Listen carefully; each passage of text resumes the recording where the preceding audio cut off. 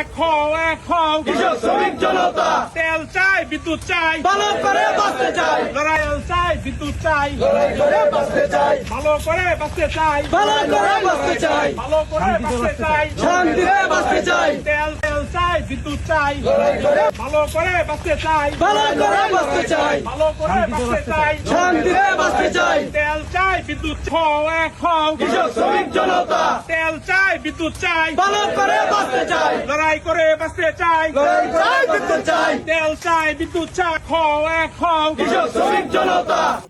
জুলাইয়ের গণ অভ্যুত্থান হয়েছিল বৈষম্যের বিরুদ্ধে। আজকে সেই বৈষম্যই দেখা যাচ্ছে।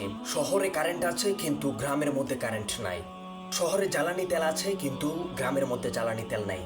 যদিও কিছু আছে, এইগুলো বিএনপির লোকেরা সিন্ডিকেট করে বাড়ির মধ্যে ঢাম ভর্তি করে রেখে দিয়েছে এবং রাতের আধারে তারা চড়া দামে তা বিক্রয় করছে। এমনটি আমরা বিভিন্ন জায়গায় দেখতে পাচ্ছি। শহরে কারেন্ট 1 সেকেন্ডের জন্য যায় না, কিন্তু গ্রামের মধ্যে কারেন্টের অবস্থা কি?